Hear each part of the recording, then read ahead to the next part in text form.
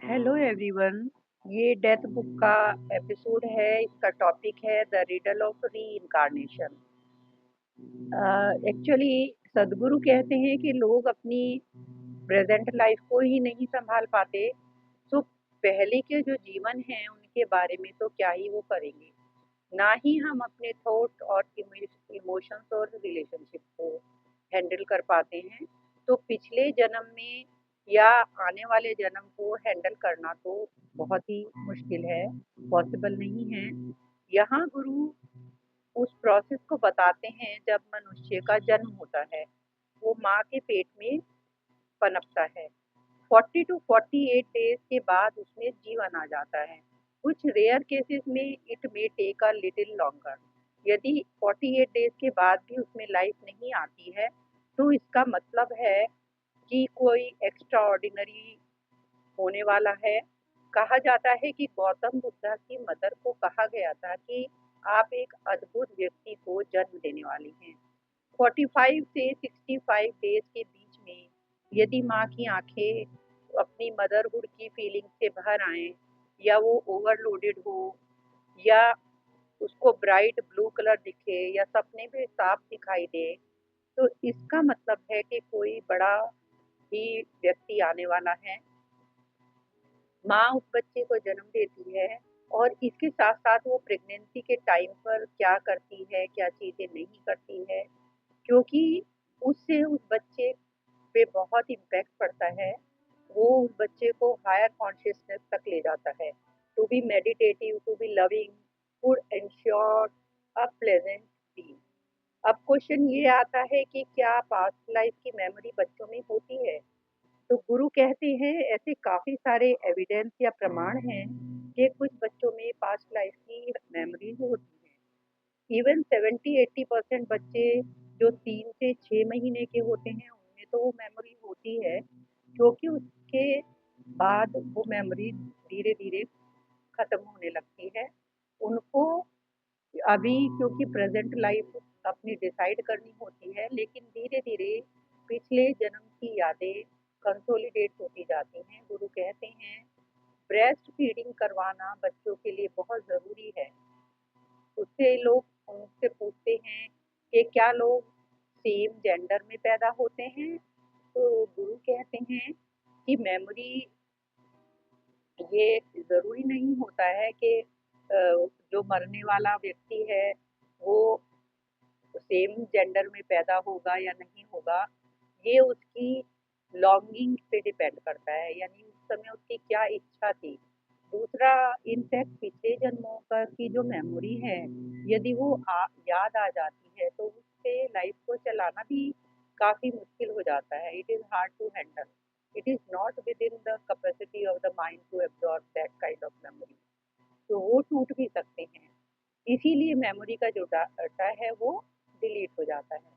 Memory का data तभी useful है जब आपको जिस चीज़ की ज़रूरत है, आप वही चीज़ उसमें से मेमोरी में से लें, तभी वो आपके काम आएगी। If you remember everything that happened in the past 10 life time, तो it will drive you nuts.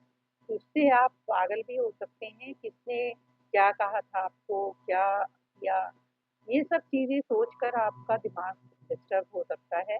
आप नॉर्मल लाइफ नहीं जी पाएँगे, यू विल गो इनसेन। ज़्यादा प्यार हो या ज़्यादा नफ़रत हो, दोनों ही आप हैंडल नहीं कर पाएँगे। पास्ट भी प्रॉब्लम है और फ्यूचर भी, दोनों का छिपा रहना ही सही है।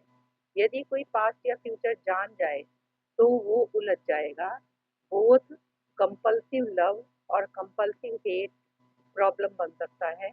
सपोज़ कीजिए आप पिछले जन्म में एक व्यक्ति से प्यार करते थे, और उससे ही आप किसी पिछले 2 जन्मों में नफ़रत करते थे, तो आप नहीं डिसाइड कर पाएँगे कि आप क्या करें।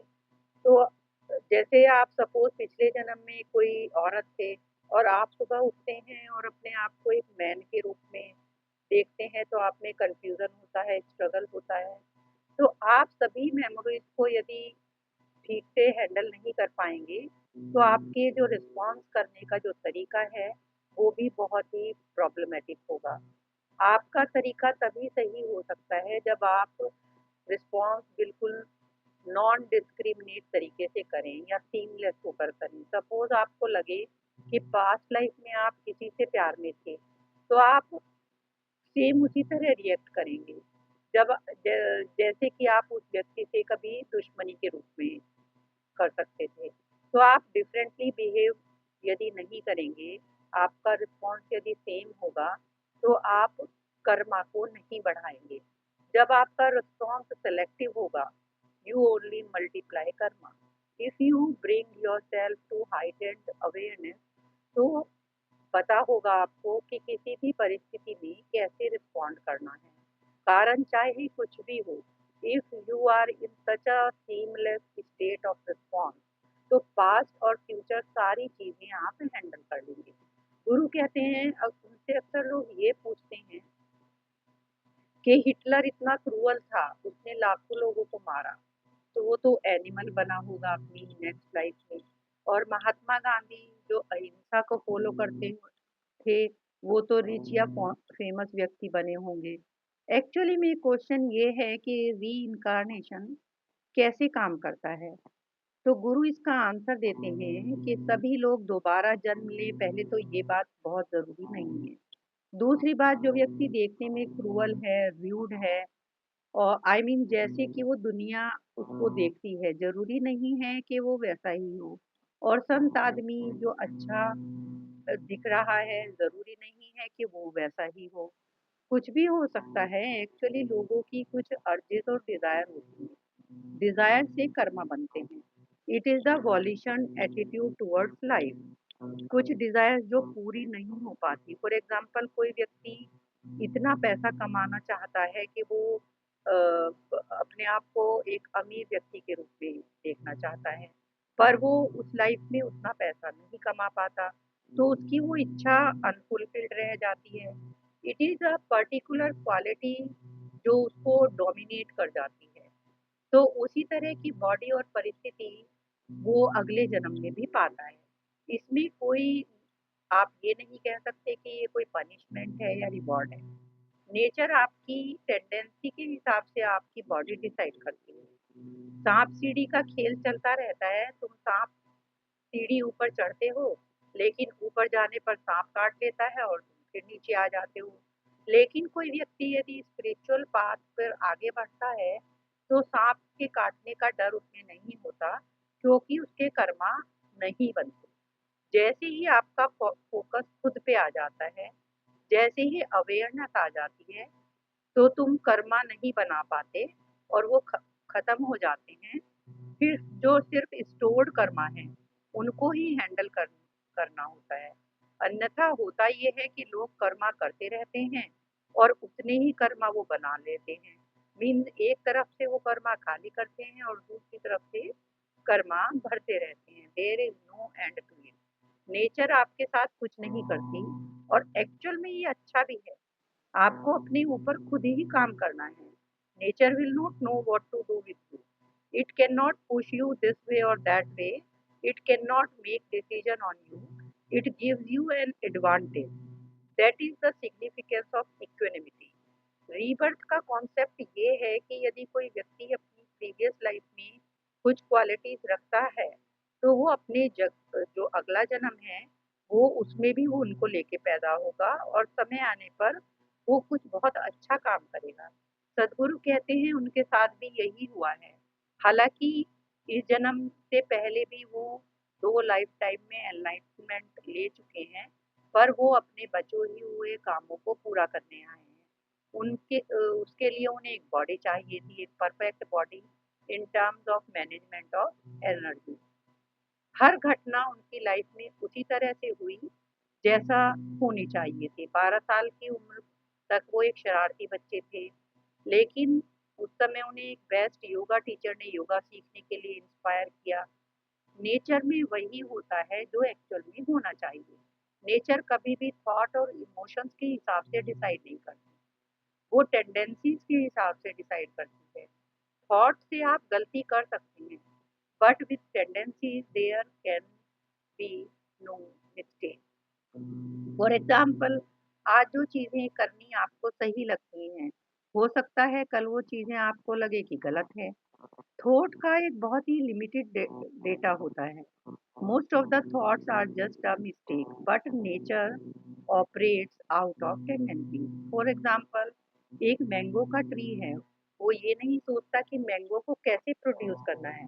उसकी टेंडेंसी ही है कि वो मैंगो को बनाएगा, तो वो वही करता है। सदगुरु कहते हैं बचपन में वो स्पिरिचुअल नहीं थे, लेकिन उनकी टेंडेंसी जैसी थी, धीरे धीरे वो उनको वहीं ले आई और सही टाइम पर सही चीजें होती रही। Enlightenment is about going beyond individuality and becoming available to universality. वैसे तो सदगुरु ने लिखा है कि उनकी काफी सारी पास्ट लाइफ है, पर वो सिर्फ उन्हीं लाइफ टाइम को याद रखते हैं जो स्पिरिचुअली सिग्निफिकेंट है या महत्वपूर्ण है। ही considers only 4 life time significant. उन्होंने कहा कि उनकी पिछली 4 लाइफ ही सिग्निफिकेंट मानी जा सकती हैं। उसमें एक लाइफ है उनकी अर्ली 1600 में रायगढ़ में। वो एक बिलवा नाम के युवा के रूप में पैदा हुए। वो सब चीज़ों से प्यार करता था।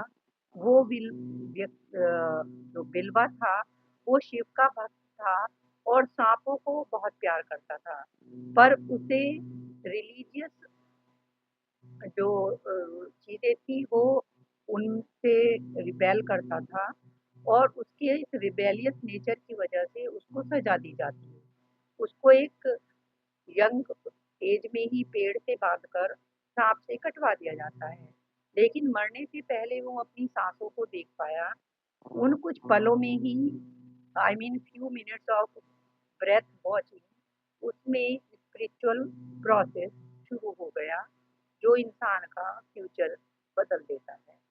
अगले 2 जन्मों में वो शिव योगी बन के पैदा हुए और वो ही was a very intense seeker of the ultimate nature. Shiva was his way. दोनों लाइफ टाइम में वो शिव योगी की तरह से जाने गए। पहली लाइफ टाइम में साधना उन्होंने की और वो 37 की एज में साधना करते हुए भूख की वजह से मर गए। वो मेडिटेटिव स्टेट में थे। सेकंड लाइफ टाइम में वो 55 ईयर्स की एज में मरे। शिवयोगी को उनके गुरु श्री पलानी स्वामी के आशीर्वाद से ध्यानालिंगा पर काम करने का अवसर मिला, लेकिन वो उस लाइफ टाइम में अपने उस काम को पूरा नहीं कर पाए। और थर्ड यानी कि फोर्थ लाइफ टाइम उनका सदगुरु श्री ब्रह्मा के रूप में हुआ। ये फोर्थ लाइफ थी to continue the work of creating the Dhyanalinga. उन्होंने तमिलनाडु में काम शुरू किया, कोयम्बटूर में। Dhyanalinga is the highest manifestation of the divine. वो कहते हैं कि वो अब वापस जन्म नहीं लेंगे।